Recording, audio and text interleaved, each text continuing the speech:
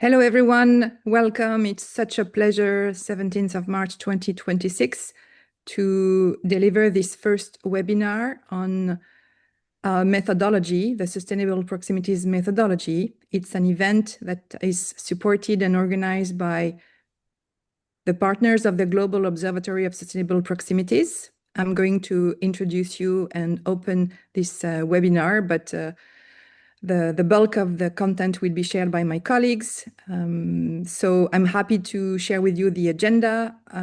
We will have some opening remarks from the leaders of our Global Observatory, Ralph Tots from UN Habitat, Carlos Moreno, Charity Eye, and Albert Yaddo from UCLG. The Global Observatory of Sustainable Proximities was created just about 4 years ago for the World Urban Forum of 2022.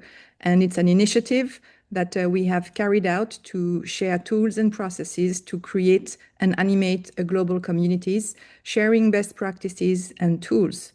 And today we are launching a series of webinars with this first introduction to our methodology, which is a very large repository of knowledge and tools that Chiara will take you through. We will then hear from the municipality of Tiquini, and we will finish possibly, if we are on time, with some questions and answers. So it's my great pleasure. I'm Catherine Gall. I'm the director of Charity Eye. I've been following this adventure from the start. And we are so thrilled, all of us and all of our teams behind, to introduce to you this first publication that was released in October for World Cities Days in Bogota. But let's first hear from the three representatives of our Global Observatory organization. Ralph Tots, the floor is yours. Thank you very much, Catherine, for this introduction. A good day to everyone. Really happy to be here, and we appreciate all these 85 participants so far for your active participation to turn this concept of proximity into local action in cities around the world. So I'm representing the United Nations in this collaboration. I would like to take a moment to zoom out and look at the state of cities that are providing the context for today's training. We have today 2.8 people that lack adequate housing. We have 1.1 billion people in informal settlements, and over 100 million people are homeless. So that is together over a third of the world's population that daily struggles with affordable rents, with insecure tenure, and with exclusion from basic services. And these are not just statistics, these are real stories of families without shelter, of young people without opportunity, of communities without a voice. But this is not just a housing crisis, it's also a crisis of equity, it's a crisis of climate, and it's a crisis of care. We are not here today to dwell on this crisis, but to look for solutions and to chart a new course. And we believe that the urban proximity approach is one of the most promising methods in this regard. Indeed, urban proximity is not just a planning concept, it's a paradigm shift that helps us to reimagine the city as a place where people can live, work, learn, care, and thrive as close as possible to home, within our own neighborhoods where possible. So it is about creating compact, connected, and complete communities. It's also about integrating housing, services, mobility, and governance into a cohesive, people-centered urban fabric. You have all contributed in your daily work to show how proximity can serve as a strategic lever, not just for urban transformation, but for climate action, for social justice, and for sustainable development in the broadest sense. The Global Observatory of Sustainable Proximity, which we are representing here, collects and disseminates these good practices. And it fosters scientific research, and it aligns proximity with global frameworks to ensure that local action contributes indeed to global progress. The observatory serves as a global hub for three things: for conceptual integrity, that is to develop frameworks, indicators, and tools; for capacity building, which is training urban practitioners and sharing methodologies; also for progress evaluation to support cities in tracking their transition. And these principles are measurable, they're actionable, and they're very interconnected. These principles localize the Sustainable Development Goals, particularly SDG 11. And they also support the implementation of the Paris Agreement and bring the new urban agenda to life. And they do so in a way that is very tangible, local, and people-centered. Looking ahead for this year, 2026 must indeed be a year of action. The focus we have here will be on translating the groundwork that was laid over the past year, including the international conference last year, into tangible outcomes, supporting cities and their agents of change, and translating proximity on the ground and reporting on its progress. 2026 is also the year of the review of SDG 11, and it's also a milestone to complete the first decade of the new urban agenda, which was approved at Habitat 3 in Quito. So now we are looking at Quito plus 10, and the observatory has a critical opportunity to build on the prominent role of proximity and its alignment with these global agendas under the Urban Monitoring Framework umbrella. And this is a UN system-wide strategy for global monitoring of the SDGs and the new urban agenda that harmonizes existing urban indices and tools, and it ensures thematic integration and interlinkages amongst various dimensions of development, also disaggregation of data, and inclusion of groups that are traditionally excluded from this exercise. The framework also promotes working at different scales and functional urban areas, enabling city comparability and the possibility for more in-depth policy analysis.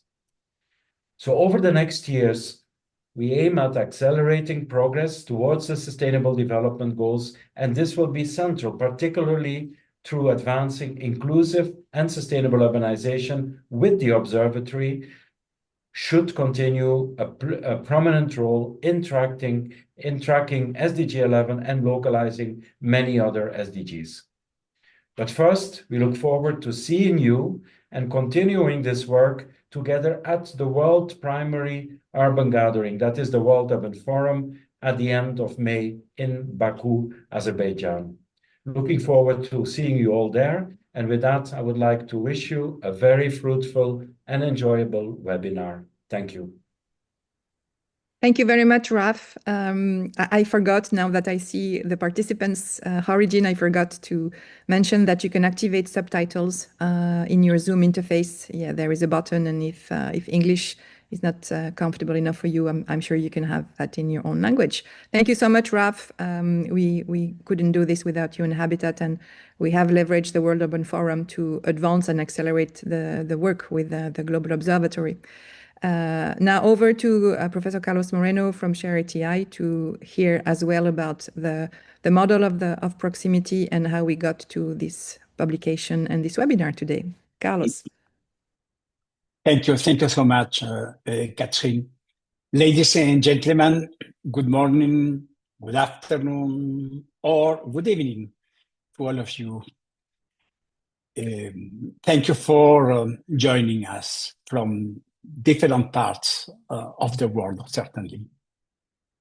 As a researcher, scientist, professor, it is a real pleasure for me to take part in this starting session for this first webinar, the first of the training series organized by our Global Observatory of Sustainable Proximity with our partners, UN Habitat, thank you, Raf, UCLG, thank you, Albert, and my team at Paris Sorbonne, the ShareATI, thank you, Catherine and Chiara.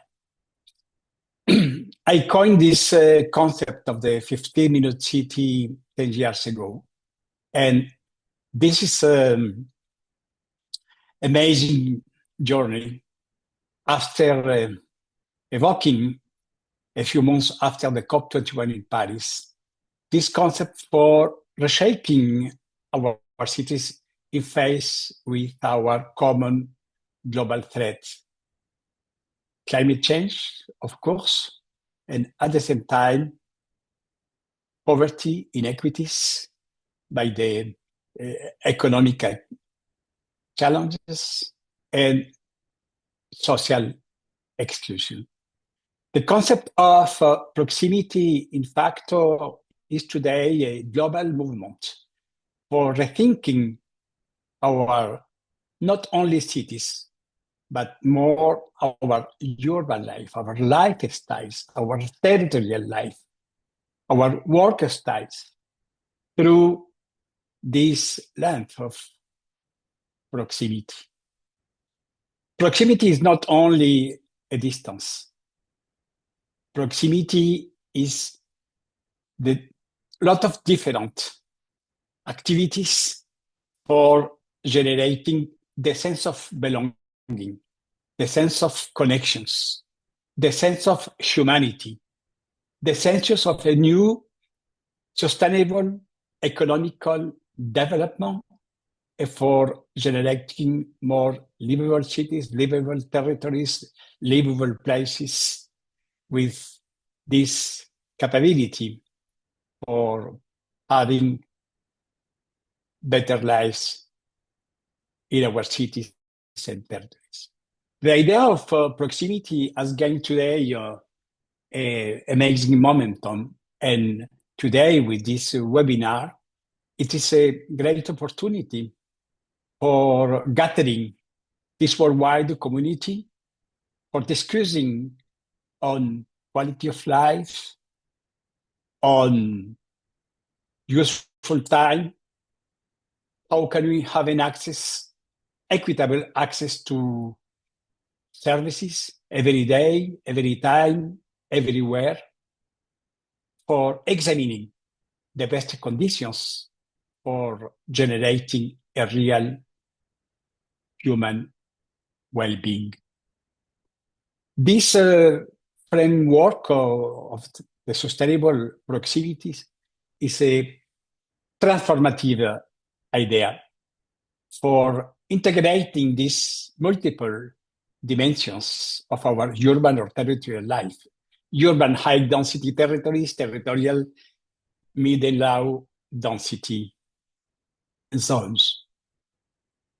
The multiple dimensions as to live. This is more than have a roof for walls. And affordable and inclusive housing is as well paying, learning, enjoying, supplying, to have an access to a job, to take part in a just governance. I want to propose to continue this journey. This is the sense of this webinar. To be aware in face with climate urgency, social fragmentation, growing inequities, cities are at the forefront of change. Our agenda, based on the Sustainable Development Goals that Raf has explained, need today to join this effort for developing the sustainable proximity. The latest World Urban Forum said it all starts at home. We need local and sustainable solutions. I have evoked this idea in the 21st century of the omnipresence of technologies with the artificial intelligence, the AI. And I evoked that with the sustainable proximities. We have introduced two others AIs. The first one, the adaptive intelligence, for proposing flexible, concrete solutions for starting all at home. And the third AI, the ancestral intelligence, the local solutions, the old wisdom, to have solutions rooted in our traditions, in our local places, in our local traditions, our local knowledge. For this reason, for finishing, I wanted to evoke with all of you that proximity is in reality a new urban and territorial grammar. A grammar not only for having this proximity, a grammar for reconquering our useful time, a grammar for understanding differently the quality of life, and the most important grammar, hope and possibilities for transforming radically our urban life. I am convinced that with our partners, contributors, each one of you, it will be possible to continue to amplify this hope, to amplify this possibility in a collective journey for being involved, for transforming here and now our cities and territories, not only for being more livable, not only for being smart or greener, just for reconquering our humanity in our cities, in our territories, for each one of us, yourself, your family, your neighbor, and territories. Have a good session.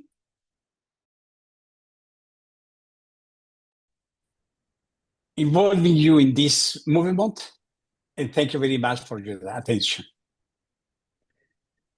Thank you, Carlos. Thank you very much for contextualizing again the model. And now off to Albert to share the views of the city and get some insights about the work of the observatory. Albert. Thank you, Catherine. It's a pleasure to be here with you all today. I would only start replying to Carlos on this metaphor of the grammar, and it really resonates with what our constituency feels about proximity. It's a grammar for rights, it's a grammar for public services, and it's a grammar for local democracy and rebuilding trust. So thank you, Carlos, for that. It's a pleasure to join this exchange and to contribute from the perspective of the third partner of the Observatory, United Cities and Local Governments, one of the co-founders of this global initiative. I would like to start from a simple idea, which is that proximity is not only a planning concept, as we've been seeing here today, but from the perspective of local governments, it's a political foundation. For us, for local governments and local and regional governments, it's about how democracy is experienced in everyday life. It's about whether people can access or not services such as housing, mobility, food, care, health, culture, public space, but also other new essentials that we are getting more used to having our political agenda, such as how we deal with the use of free time and how do we include this with the appearance of new tools such as artificial intelligence that provide dignified, fair, and connected ways to live. In that sense, proximity is not only about distance, it's about rights. As we were listening, it's about equality, and it's about the capacity of public institutions to respond to these daily realities, but also daily needs that evolve with at the same time that our societies do it. This matters enormously in the current political context. Across many territories, we are facing growing distrust, democratic fatigue, fragmentation, and pressure on public services. And in this context, local democracy and public services are among the strongest ways to rebuild trust. They are where people see whether institutions work, whether rights are real, and whether the public sphere still has the capacity to protect and include those in the margins of society. Proximity helps articulate this again, to build it back. It reconnects public action with everyday life. It helps translate rights into territorial delivery and equality. And it shows that urban planning is not only about form, it's about democracy, cohesion, and care. This is why the work of the observatory that has been presented already by my colleagues is so relevant. Its contribution, it's not only conceptual, it's been in the previous phase, but it has helped building a political and technical pathway step by step. First, by defining the principles of sustainable proximities in a shared and rigorous scientific way, then by developing related indicators, making those principles visible, measurable, and usable, and now by advancing a methodology that helps both local governments and urban practitioners moving from vision to implementation. This is why the methodology presented today is so important. It does not treat transformation as a single intervention, but as a process, as for any single public policy. From project inception to data-driven analysis, to people-driven co-creation, to implementation, and finally, as we were saying, to evaluation and mainstreaming. This is not only a sound methodology for planners and practitioners, it is also a sound methodology for democratic governance because it combines evidence, participation, and implementation. And this is what these training series are meant to be about. In this year, this is especially relevant from the local and regional government's perspective. As part of what we are calling the 100 days of local multilateralism, a period spanning for the first semester of this year, local and regional governments are building political momentum across a series of milestones that help connect territorial innovation with the global agendas. And as Raf was already mentioning, these milestones goes from the World Urban Forum to the 10th anniversary review of the New Urban Agenda, to the SDG 11 review, but also to relevant SDGs for the urban development sphere, such as the 6 on water or the 7 on energy. They all will structure an important year for our constituency, but also for the entire ecosystem of sustainable urban development. A central political horizon will be our World Congress, the World Congress of UCLG, from the 22nd to the 25th of June in Tangier, when local governments and their partners will come together to project a renewed political vision for democratic, inclusive, and caring territories. And in that context, the observatory and this methodology has a very timely role to play, showing that proximity is not only a compelling narrative, but also a practical pathway to localize the global agendas, strengthen implementation, and make local transformation measurable. So today's discussion is not only about a methodology, it's about strengthening a shared capacity to act at a moment when both political relevance and practical results matter the most. And from the perspective of local and regional governments, and with this I will conclude, that message is clear. Proximity is not a secondary dimension of urban policy. It is one of the key political foundations for more democratic, inclusive, resilient, and caring territories. Thank you very much. Thank you, Albert. Thank you for the newcomers also on the group. So it's fantastic to have this introduction and have those perspectives from our three partners. Let's now dive into what the methodology is about. I have the pleasure to share with you some introductory considerations, and then you'll have a step-by-step presentation by my colleague Chiara Martinuzzi. So first of all, the documentation for this webinar is to be found for the moment on Share ATI website. It's an open access document, a publication in English for now, but soon to be translated. And basically, you've heard it's not a planning methodology only. It's not a policy-making publication either only. It's all of this together, which means that it's a very comprehensive document that basically collects the thinking, the experience, and the scientific foundation for delivering proximity and delivering on this promise and this vision of creating neighborhoods that have a more balanced and equitable access to essential services. You can see through the bullet point, the foundation is a scientific organization, which means we are going to take you step by step through a very rigorous process where we recommend actions and we recommend the development of protocols and tools that we have prototyped, piloted, and tested for about 6 years now. And we are happy to have enriched them over the years. And your task will be, as you will hear at the end, to actually use those protocols and tools. Let us know how you can challenge them, localize them, because there is room It's a living and it's an open, vibrant process that needs to be customized and needs to actually be also specialized depending on the field, depending on the size, depending on many different cultural dimensions. It is technical because for the scientific background, we are encouraging some specific logic and rigorous processes. However, it's applicable, and you will only need some expertise and a group of experts to help you do that. But it's something that is within reach. It's also material that should interest scholars and colleagues, professors from other academia, and we would welcome many more projects and many more application of this also in education.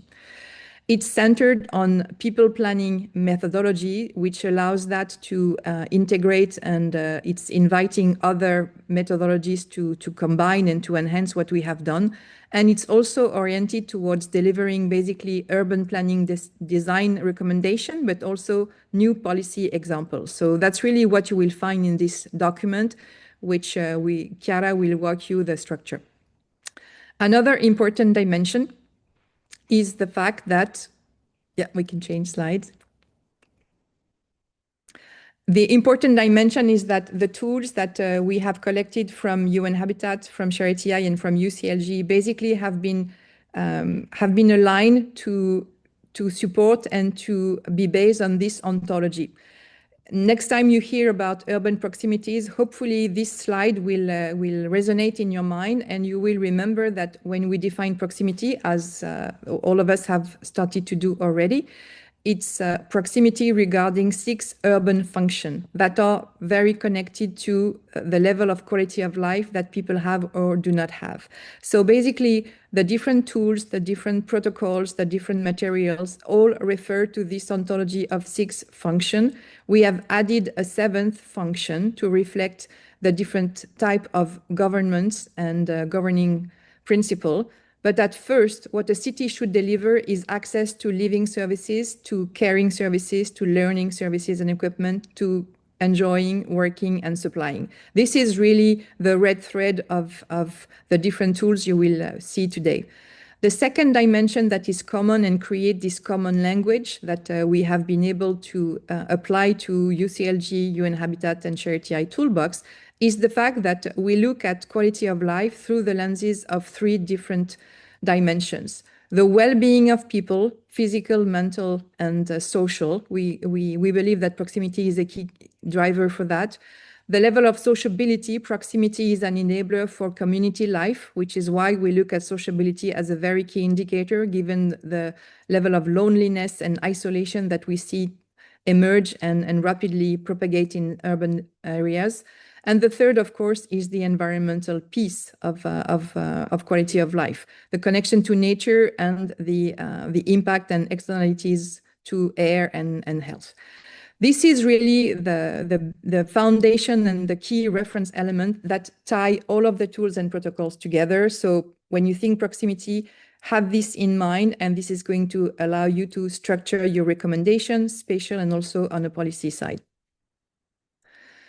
Then the methodology is a mixed approach, leveraging as important to both, leveraging a diagnosis that is a geodata based diagnosis. So we leverage geoinformation systems. We leverage all kind of digital information, visuals, illustration. This is what you see on the left-hand side, which is the first part of the process. This is a playground for all of the geospatial experts around the screen today, and also people who like to play with technology. But it's not enough, because what you will create when you do that, and very often we see that sometimes this model is limited to actually showing on an OpenStreetMap application or any sort of geographic application where are the different services from where you are. It's not enough, because you need to link that to many other social demographic information.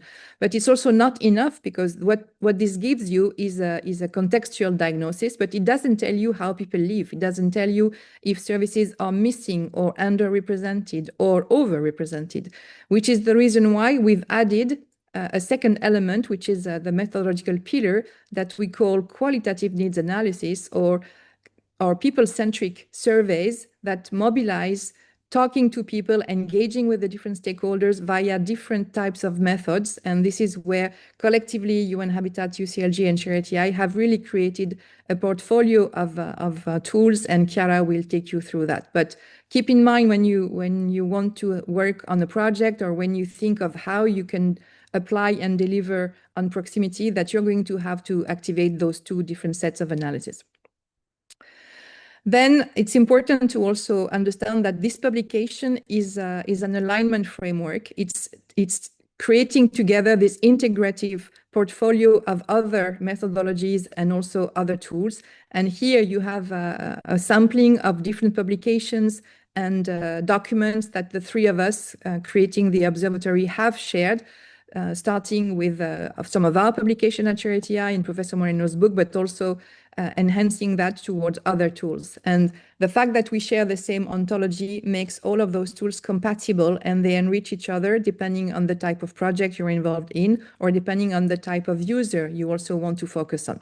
So it's a living body of research. We will be happy to integrate some of your own literature, research work, or tools, as I see where you're coming from on the chat.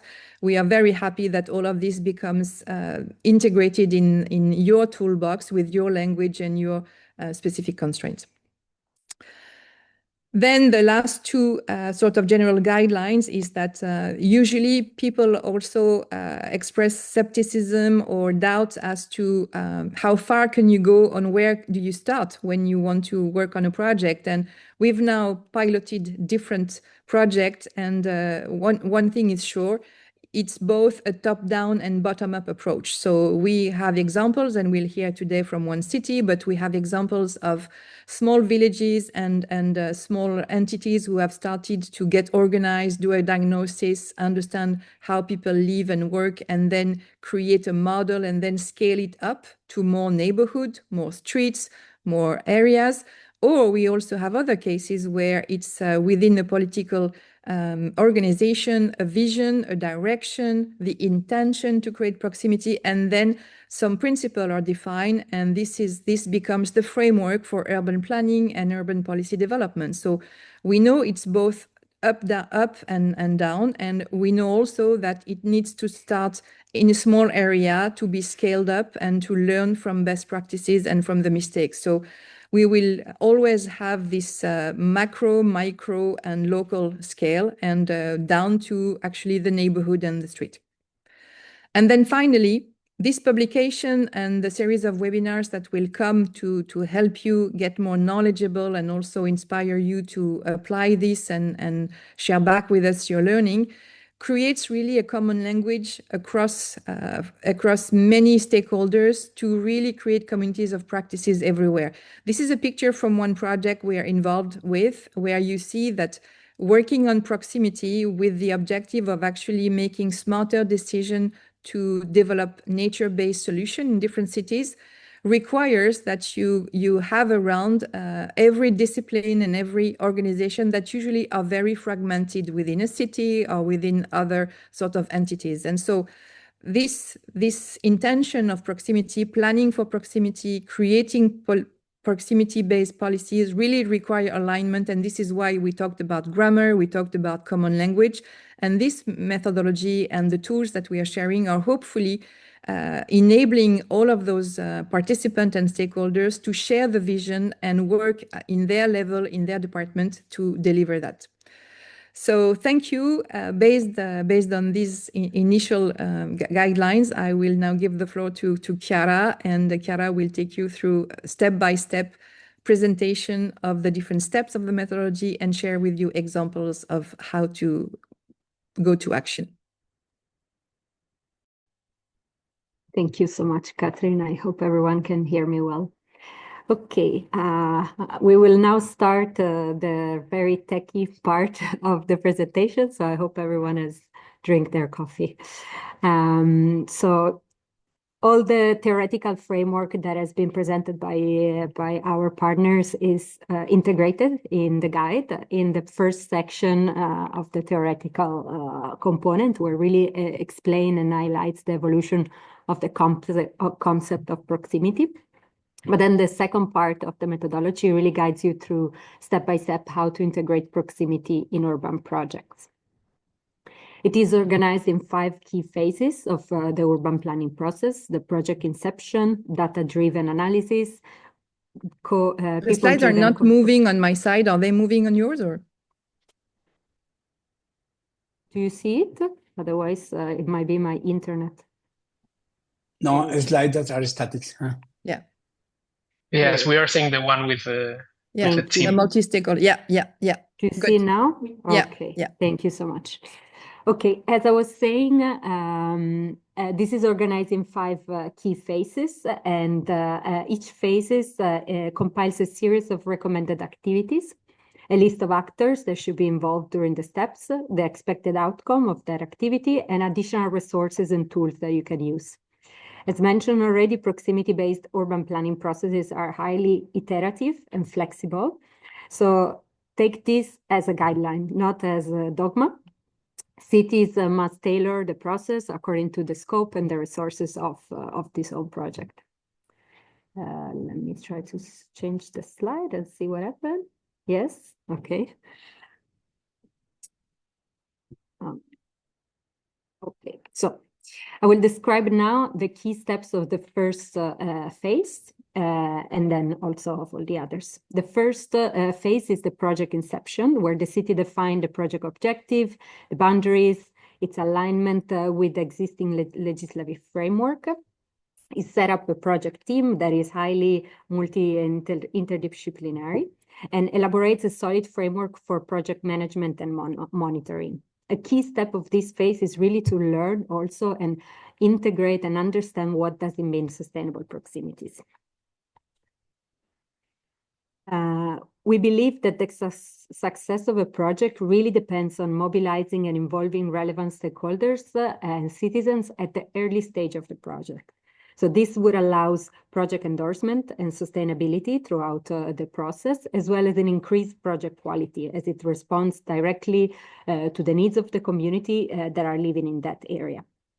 And it's really essential in this phase to really focus on the most vulnerable groups and make sure that those are represented. And for that, we are going to also explain you our persona-based approach.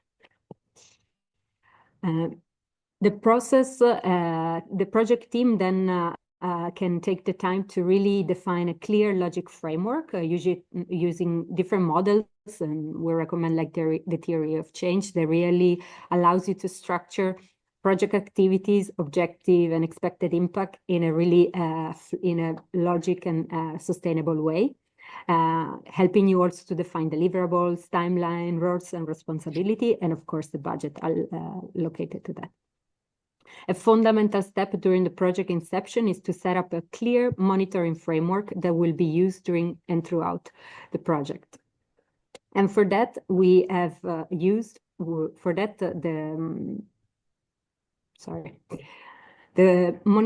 Observatory has mapped out within the UN Habitat Urban Monitoring Framework, the most relevant and essential key performance indicator. We have shortlisted 23 indicators that cover all the social function of proximity, and that will serve you as a mandatory baseline for your project monitoring framework.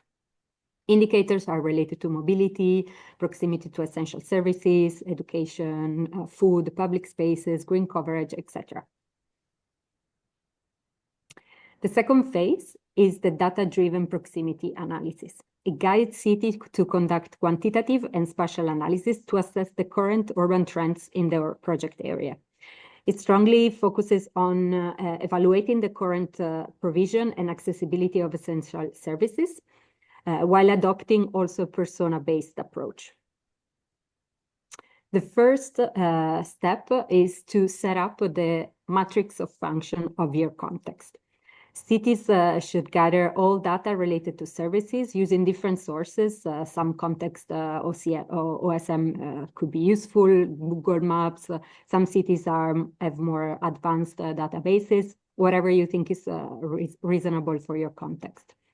And these include basically georeference points of existing schools, pharmacy, shops, healthcare center, and all the services that are required to live a local life. And the city then can cluster them according to the 6 social function or the 6 social function plus 1, as we discussed, which are living, working, supplying, caring, learning, enjoying, and governing. And then they can also cluster them according to the 3 levels of proximity. Of course, we are not here to tell you that we need to build the neighborhoods that have all the services at once. It's impossible. We recognize that there is a hierarchy of needs, and we define them in 3 folds. So there is the services in proximity, which are those that are used daily and require to be directly close to the households. The intermediary services that are used frequently and require an easy access. And then the central services that are used occasionally and that should be centralized, also considering their high infrastructural cost. Now, every context is different. While this methodology provides you with a general framework and how to cluster these services, it is really important that the city define what it needs to be in proximity and what needs to be centralized, what is considered caring or what is considered enjoying. Again, don't take this as a dogma, but rather as a starting point for your project. Then the observatory is also adopting a persona-based approach in spatial analysis. This helps you to gain very detailed insights on how a specific group lives in proximity. Particularly when city wants to focus on a target group, this approach is very useful. In fact, not every citizen have the same needs. If we think about it, elderly people have different needs and uses different services than students or young population. So adopting a persona-based approach really allows you to capture that fine grind of analysis. So the methodology guides you to how to elaborate 4 to 6 persona profile that you will use throughout the process by describing their routine and their aptitude towards cities and how to use that with like a sort of a very personalized entry point for your analysis. Then the core activity of the proximity analysis, what we call the High Quality of Societal Life Index, the HQSL. It's a methodology that has been developed by ShareTI and then adopted and refined by the Observatory that really evaluates the accessibility of services of a territory. First, we need to set up a time-defined territorial segmentation. This can be done by using isochron or using a grid of equal territorial units that could be squared of hexagonal grids. And each of those cells describe an area that is accessible within a certain time frame and a mean of transport. So for instance, if we want to assess the services that are accessible within a 15 minutes walking distance, we would use a radius of 800 meters or 1 kilometer. Of course, again, here, this is highly contextual. We are really detaching from the 15-minute city boundary, and we really want to make you understand that proximity changes depending on every context, and the morphology of every city is different, so we cannot apply the dogma as it is. Then also not all citizen walks and bike at the same speed, and not all cluster have the same cultures have the same acceptability of how long is okay to walk. Like in some contexts, it will be very fine to walk 30 minutes to go to school, while in others, perhaps 10 minutes is already too much. So the grid of analysis must change and reflect the specificity of the context.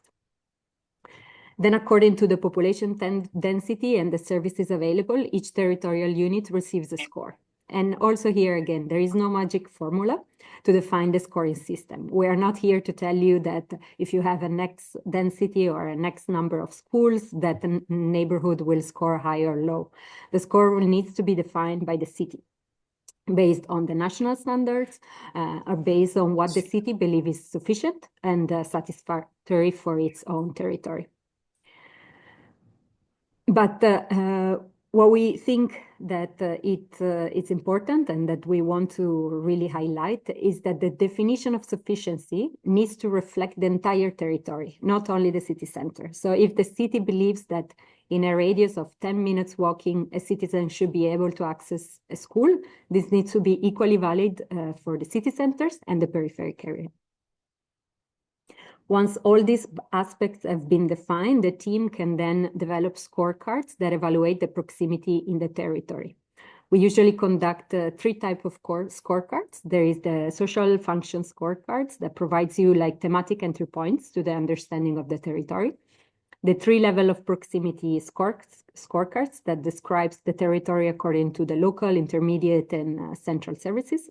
And finally, the persona-based scorecards that highlights how a territory works according to the perspective of a target group. Of course, the provision of services should not be analyzed on its own. It needs to be corroborated by analysis of mobility, environmental, and social aspect. For instance, by studying the mobility system of a city, it would allow you to understand if those services are actually accessible, if there was a blockage in that point, or by comparing the service provision with land use regulation will also highlight gaps related to mixed use or mutualization. As a result of this complementary analysis, key priority area of for intervention will clearly emerge, and those are the places that perhaps the project can start. After the data-driven analysis, the third phase of the methodology focuses on people perspective. The objective is to encourage the collaboration with stakeholders and citizens to co-create proximity solutions that are responsive to their needs. The first step is to validate the spatial assessment with other city departments and other public entities. This is a key step necessary to break the silos in our cities. Too many times, the urban department and the green department and the mobility department are separated and they don't work together. And this is really where the quality of the project is it's highlighted. So when we are able to break the silos, we are also able to adopt proximity holistically. We are actually encouraged to integrate additional public stakeholders, such as the local administrators or the regional entities or other city departments in the early stages of the project as part of active participants within the project team. But if this is not possible, this is essential to schedule time to promote collaboration and break the silos throughout the project. This will help you to validate as you go the outcomes of the project, but also gain qualitative insight of how to improve it. And for that, the ShareTIs is developing a new method that we will share hopefully soon. That is based on role-playing to boost collaboration among city departments. Then we should get the insights of the citizens and the stakeholders. Creative co-creation activities would help you to really understand the local challenges and what could be the potential solution that they envision in their city. Proximity First Workshop is a creative workshop designed to raise awareness among participants about the impact of proximity, but also to co-create solutions with them. It's a persona-based approach that for participants are invited to put themselves in someone else's shoes and reflect on how other vulnerable citizens conduct their life, how do they move, what are the accessibility challenges that they face daily. And during the first part of the workshop, participants map in the proximity wheel the daily routine of the persona, what are the services that they usually use, and the time required to access those services. And this allows you to really gain a clear understanding of how differently a city can work depending on the persona you're looking from. Then during the second part of the workshop, participants co-create solutions that would respond to the proximity needs of the persona. We encourage participants to use our 4 means of action to promote proximity-based solutions, that is digitalization, community building, active mobility, and mutualization. These means of action are crucial. And one of the key messages that we want to deliver today is that we're not going to solve problems simply by adding new facilities. We strongly advise you to think first how to leverage the existing resources by mutualizing services, optimizing time and space, digitalizing services, building a shared culture where citizens can do things together, by boosting accessibility of those services to public transport, walking and cycling infrastructure. And of course, the proximity fresk is just one of those, the many tools that are out there. Methodology tries to map a few of them, and particularly we also highlight the 15 minutes neighborhood game of UCLG, UN Habitat Her City Toolbox, our city plan toolbox, the block by block playbook, but there are many more. And we really encourage you to use the tools that are best suited for your context, making sure that proximity is at the core. Once the data-driven and people-centered insights are collected, then the project team can propose feasible and responsive action that would enable the implementation of proximity. The team can list a recommendation addressing all the social functions, but also, of course, the project objective. But we also encourage you to think how to unlock change in a really sustainable way. So looking at institutional, infrastructure, and behavioral perspective. Actions, in fact, can not only cover infrastructural projects, but also reform policy, regulation, financial incentives, and as well as also promoting awareness and education for behavioral change. Finally, we reach the action phase. I will not go, or I will try to be very brief on this one because I see the time is going on. But hopefully we will have a dedicated session to highlight really the inspiring practices and lessons learned from also existing projects. But what I can say is that action should be threefold. They should be working on the land management regulation to boost the integration of proximity. Then they should work at urban design readaptation and then promote inclusive urban governance. Particularly, when we look at land management and urban planning, there is a need of intentionally decentralizing services and adopting more and more mixed land use. We also want to encourage the adoption of a minimum service requirements, not only at the city scale, but also at the neighborhood level. For instance, very often cities demand a minimum of social housing units that is still measured at the city boundaries, meaning that we will still end up having segregated residential neighborhoods and an exclusive city center. But what if we look at these minimum requirements and adopt it at the neighborhood level or at the smaller administrative unit of our cities? We would be able to get a more fair distribution of network, like a network of social housing that is equally distributed and increase mixity in our society. Again, we are not going to solve our problem by simply adding new facilities and services in our neighborhood, but we need to leverage the existing resources by mutualizing services, promoting smart multimodal hubs, and incentivizing soft mobility. Urban design, therefore, needs to be readapted to shift the focus from car-oriented to people-centered urban spaces by making more space for pedestrians and cyclists, adopting street calming solution, and bringing nature back to the city. A great example of a street calming solution is the School Streets initiative that has been adopted in many cities in Europe, as well as Paris, Milan, Vienna, and has really showcased incredible results. In fact, if you shift the focus and you put the safety of our children first, you use it as your mandate, cities will gain a bigger support from the citizen, while at the same time promoting pedestrianization of streets. Mutualization means also optimizing space, but also optimizing time. So city should adopt more often time-based use of soil, such as in Mombasa. There is a new regulation that allows, well, actually don't allow trucks to use certain streets during peak hours. Or in Barcelona, where logistic operators need to pre-book their stop in a loading bay to reduce congestion.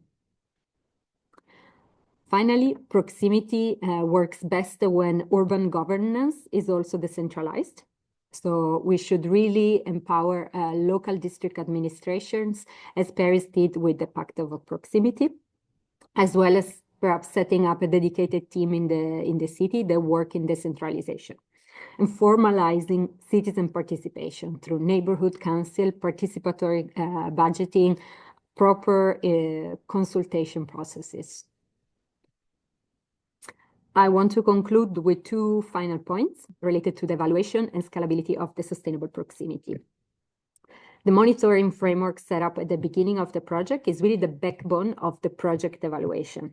There are several ways to evaluate a project that could go from this very techy and smart platform developed by the city of Busan that capture real-time data, or to a more simple calculation of indicators. We encourage cities to use the voluntary local reviews, which is a really simple and practical format to track impact of the project, as well as also aligning it with the progress towards the Sustainable Development Goals. Last but not least, the sustainable proximity projects works better when they are applied at scale. A neighborhood intervention might not be sufficient to untap the proximity potential. So scalability and replicability is essential, and perhaps capacity building is really a big enabler of that. We encourage to track lesson learned, organize multiple activities to build capacity building processes that are localized, and they act as a continuum learning process that goes in parallel with the implementation project to ensure that the knowledge is properly transferred to all project stakeholders. I will stop here, and we can wait for the question and answer session to dive deeper into it. Thank you very much, Chiara. I'm going to write in the chat the link to the publication. I'm seeing that, oh, it's already done. Okay, great. So yeah, let's hear then from Puvendra Akiha, who's going to share with us the example of the municipality of Ituikwini. Thank you, Chairperson, and all protocols observed. Just before I start my presentation, and Chiara will assist me in forwarding the slides, I just want to say that, Durban perspective is, while many cities apply the model from a dense urban core or dense urban centers itself, Durban must actually interpret the concept very differently. Our challenge is not really simply proximity. It's about restructuring a historical fragmented metropolitan region itself. The key message that I want to take away from today is that, Durban's approach to proximity city is more about repairing a spatially fragmented or spatial fragmentation, while also bringing services closer to the people itself. And it actually talks directly to the principles that Chiara quite eloquently explained earlier on itself. So if we move to the next slide.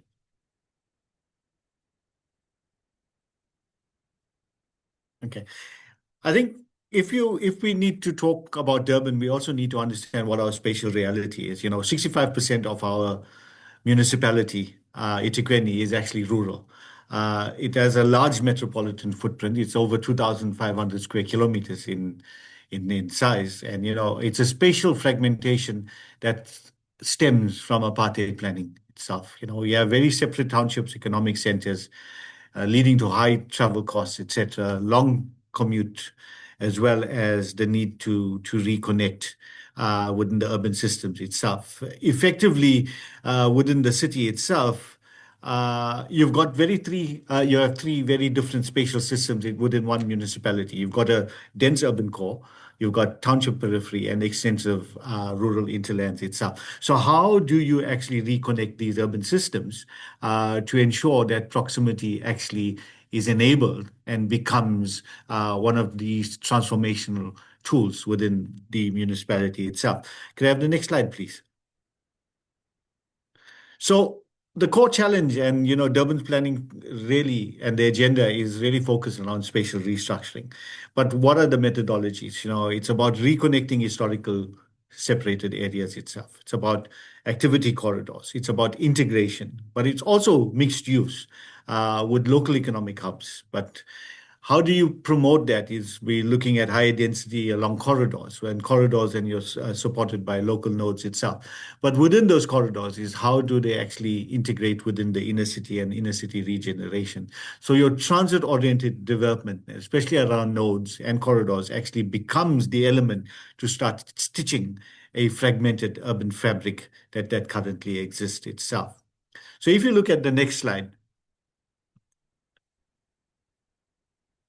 the next slide really takes into consideration the planning aspect and the implementation aspect of the proximity city itself. And we at Durban have actually interpreted that through a rapid public transport network itself. It's about creating corridors of mobility, ensuring that we have access to urban opportunities, but also for rural opportunities as well. It's about supporting transit-oriented development, but ensuring that we create corridors of excellence, but also corridors that enable higher densities, especially around stations or key nodes itself. Coming back to the concept of mixed use, but also scaling that down to walkability and connected neighborhoods as well. So, Catherine, the examples that you shared in terms of regional, local, as well as urban proximities is actually encapsulated in the process that we're trying to unfold in transforming spatially the space of eThekwini itself. So if you look at the next slide itself, if we move to the next slide, we need to understand that whilst planning actually moves towards the towards proximity city and the implementation on, we need to understand that at city level, you're going to have policy and regulations that actually are constraints, from infrastructure constraints, land tenure complexities, as examples, we are 66% rural. How do you manage the complexity of land release and land tenure within the urban rural context itself? We need to understand that there's financial limitations. Informality and rapid urbanization, how does that actually impact on your proximity and the ability to work within the concept of proximity? We also need to understand that we have outdated norms and standards for facility and facility provisioning. And that is something that actually needs to change within cities itself. In terms of thresholds, how do we service thresholds from community facilities, etc.? You have those norms and standards which are actually outdated and that actually needs to be revisited and revised to actually meet the objectives of proximity itself. But also, as cities, we actually don't deliver services alone itself. We also need to ensure that our intergovernmental project pipelines actually start to talk to proximity as well. So when delivering services, and we talk about decentralized services as well, how do the other spheres of government or tiers of government actually come together to deliver intergovernmental project pipelines to realize the actual spatial proximity itself? Can I have the next slide, please? So, the interpretation from a Durban perspective is that it's very corridor-based. It's a corridor-based proximity city. The key features are our transit corridors as spatial spines, your densified mixed-use nodes that support the spine itself, decentralizing services within the nodes and the actual corridors itself, but ensuring that we service our rural accessibility as well.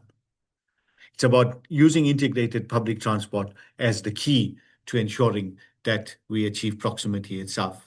And in the closing reflection is that we may not, as Durban, we may not achieve a pure 15-minute city or proximity city, but it's advancing the same principles through spatial restructuring, as we spoke about earlier, transit investment, corridor densification, but also decentralization of services itself. And the key point and the closing point is the real ambition is about a more connective city, a more inclusive city, a more accessible metropolitan region where opportunities actually become closer to the people from work, live, play, and pray as well. So let me just stop there and thank you for the opportunity. Thank you, Catherine. Thank you very much, Bhuvendra.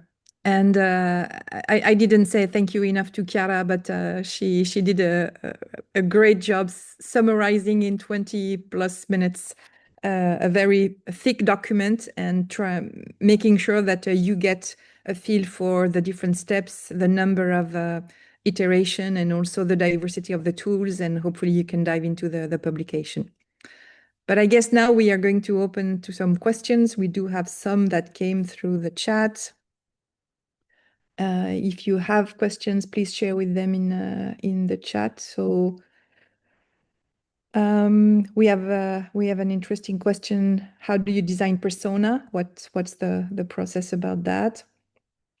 I can take this one while maybe Chiara you screen to some others. So the persona we have developed, and our recommendation is to actually create persona that are the most vulnerable citizen and users of your neighborhood or your project area. Those that usually don't come to public meetings, consultation or surveys, but they have very extreme needs for the city, and certainly proximity is of high value when you have a physical limitation, when you are on a lower income side of the economy, when you have small children, and so on. So we have a portfolio of many different persona that we have strengthened over the years of prototyping this method. And the idea is that you represent typical days in the life or week of people who will really certainly benefit and are usually the left out of urban decisions. So that's how you create and you carve those persona, and then you imagine the benefit they would get from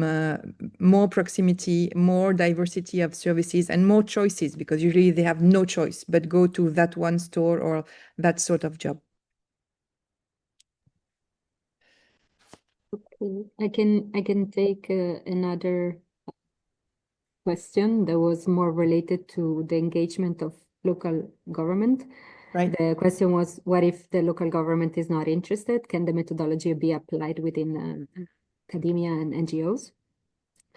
So the methodology per se is taught for local governments, but as we said in multiple instances today, we really encourage to have a multilateral team that works in these projects. And while, like, if the local government is not willing to support the project, then perhaps you will not have the tangible infrastructure change on the ground that you would imagine.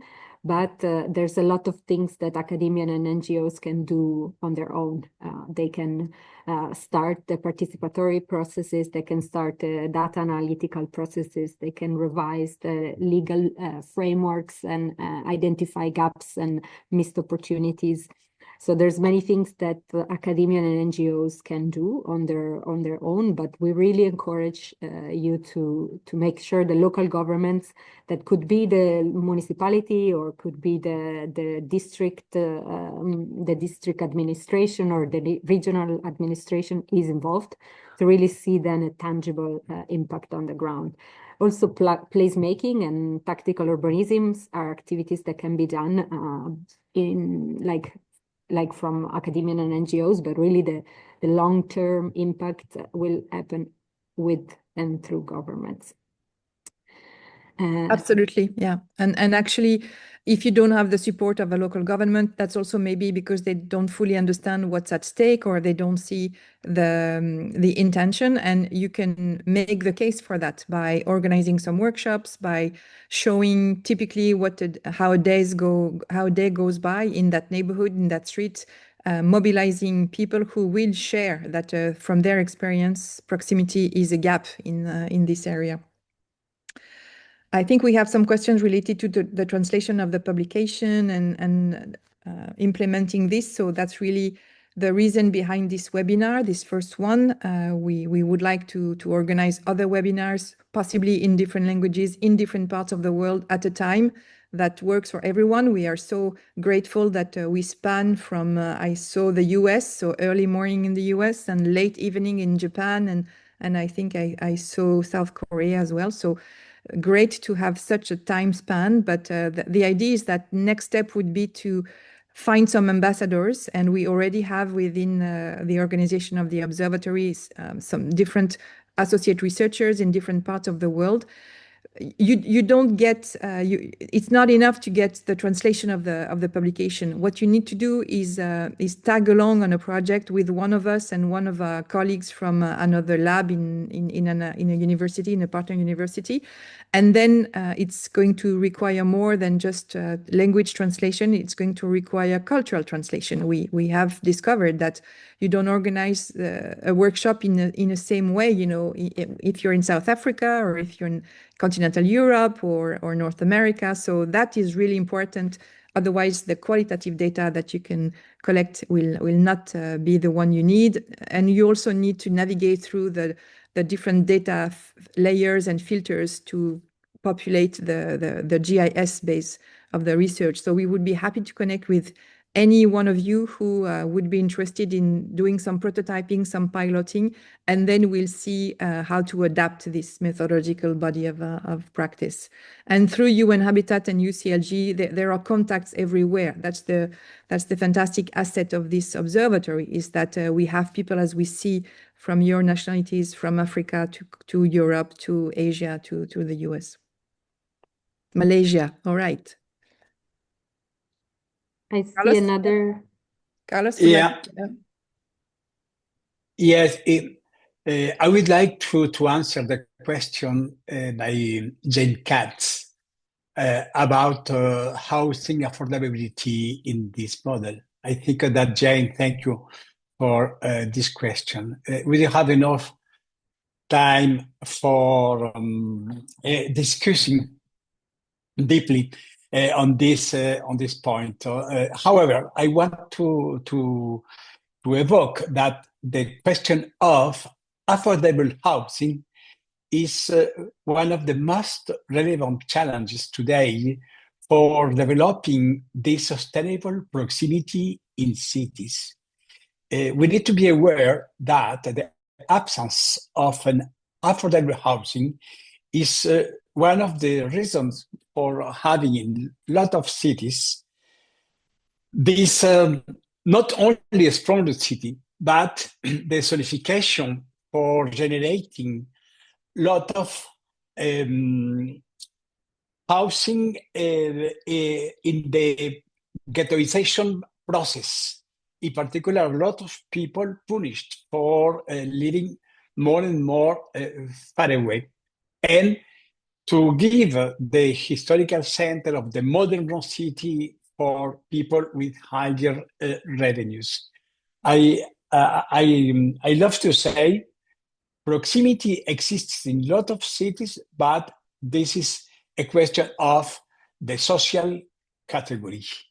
And the affordable housing is one of the key for offering this capability for generating affordable housing, not in particular zonified zones, but in all city, in all places, in all districts. We need to generate this affordable housing and at the same time to generate the social mixity. This is one of the challenges for avoiding this gentrification process when we have the possibility for offering a lot of services, but without social housing or affordable housing, it will be offered essentially for rich people, for superior classes, and we don't have in these cases the really process of the social inclusion. Thank you, Carlos.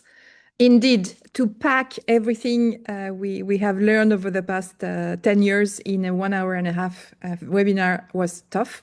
So we hope you got the message. You are oriented to the main resource that is the publication. But then thank you for sharing your coordinates or the website of your initiative. We will document this and find a way to get connected. You can reach all of us also back on our different affiliation and hopefully get to meet you or organize follow-up meetings. If there is, I guess I saw another question. What are the challenges? I don't know if, Chiara, you want to take a peek at this one. What are the challenges in implementing this methodology?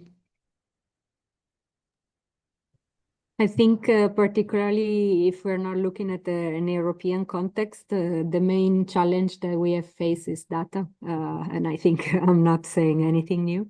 Very often it's very complex to gather an adequate database of services that are updated and that are relevant. So of course, your isochrones and like territorial analysis will be always a bit out of date or uncomprehensive. But that's why we really think that the people-driven co-creation is essential, because they can really help you to say what are the functions that are missing in their neighborhood or in their districts, and what are their perspective of how they actually function, those services. Are they effective? Are they useful? I think another big challenge that we're facing is really how to leverage voids in our cities. There's a lot of legislations that are limiting the use of untapped land in our cities that perhaps are national own or private own, and these are really essential places that we could really utilize to build again the community and integrate all the services that are missing. But of course, also there are different mechanisms that needs to be explored. I heard in a webinar recently that there are some countries that are trying to provide these lands in cities with a reduced or discounted price. So the national, regional entities could give a discounted price for public local entities rather than selling them at the market price, and that would really enhance the success of using these voids. And I'm sure there are many more, and they're localized. They are really context dependent, but these are the two that I could come up with. Maybe on my side, one I can think of is the participation of private sectors and public sectors. Obviously, we are discussing developing cities where you have public and private services, and this is one of the advantage of creating this shared language of improving quality of life through accessibility, that the private players can also understand and develop new business models around that and think of the city in many different ways. But I know that in different parts of the world, it is very difficult to inspire private stakeholders to join and share this vision.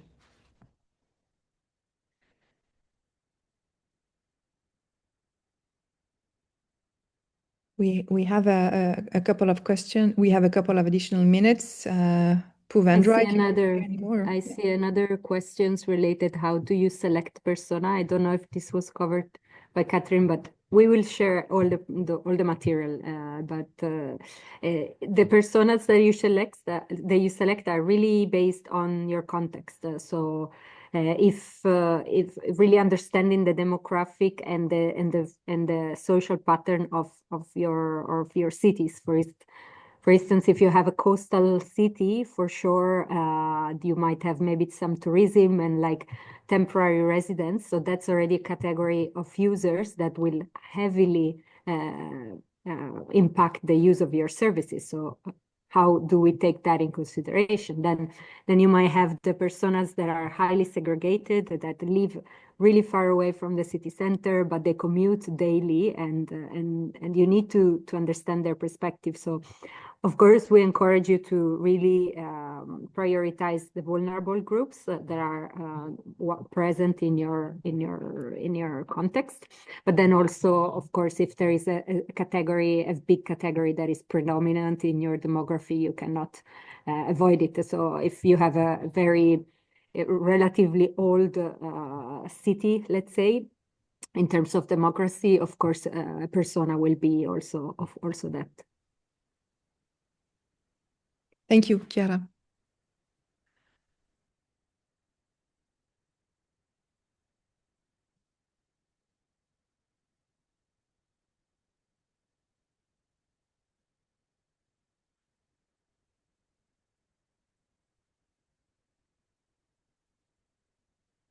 How do you avoid green gentrification?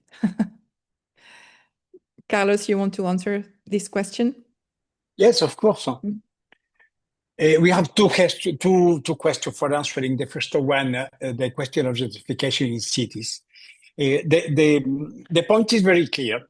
This urban policy based on a sustainable proximity is a urban or territorial policy focused on the implementation of a public policy based by a local urban plan, a territorial plan as a public policy for protecting the common good, for protecting a public value. In this case, we need to create a roadmap with three terms. Of course, the short term, but essentially the mid and long term. Why? Because our cities are in general gentrified for a long time. We have this process of zonification of the area for rich people, middle class, working class, immigration. We have developed this process of gentrification, and we have in fact rejected the poor people or the people with less incomes more and more so far away, and the increase of the square meter for renting or for buying was related to the presence of more services in these selected places. If we want to develop a sustainable proximity, it is very clear that we need to develop not only the increase of a lot of services open for the different neighborhoods, but at the same time, I said to Jane Katz a few minutes ago, we need to develop an ambitious program based on affordable housing everywhere in the city. I think that this is the essential challenge today, and I agree when Raf thoughts and the introduction of this webinar has evoked. As 20% of the world population has today a fragile housing. This is the essential point. For that, we need to implement with the sustainable proximity the new business model for affordable housing. In particular, for example, inspired by the common land trust for avoiding the speculative process in cities. The common land trust is very simple as concept to separate the price of the land and the price of the built. With this mechanism, we have the possibility to stop the process of speculation for offering places for living without the process of selling or selling or reselling in our places. We don't have enough time, but I published recently a book in Spanish, El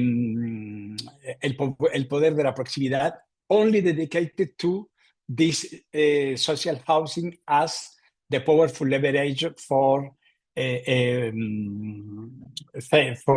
fighting against gentrification. The second point is related to the transit-oriented demand. In fact, we need to find the balance. The transit-oriented demand is absolutely necessary. Why? Because we need to reduce the role of the individual cars in cities. The transit-oriented demand is the possibility for offering this connectivity between the different places of the city based on the public transportation. And in this case, we have the possibility to offer more places in the city, more investments for this public transportation, and to reduce the role of the individual car. At the same time, we need to avoid to consider that with the transit-oriented demand, I could create, for example, social housing so far of the city because we have an access by public transportation.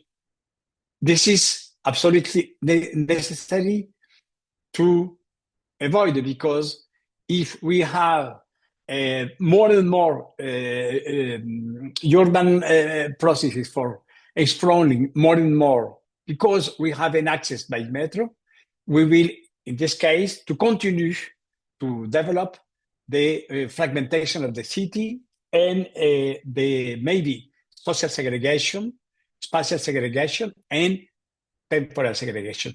The transit-oriented demand should be totally compliant with the proximity urban planning, for offering a lot of different services in a way, in a polycentric way, and to avoid to use the transitory demand just for justifying the possibility for continuing to export people for living more and more far away, because in these places we will find less expensive housing. Thank you, Carlos. So I think we are at the end now of the webinar. We want to thank everyone, all of us here who prepared this presentation, and there are many colleagues who could not join but who have been supporting that. And as you can imagine, this requires a very large team to create this publication and support the capacity development that we are envisioning. So get back to us. Thank you for your time and for waking up early or staying up late, and we'll get back with you with more disseminated sections and sessions to share this body of knowledge and hopefully create projects that will have an impact on each community. Thank you very much. Thank you. Thank you.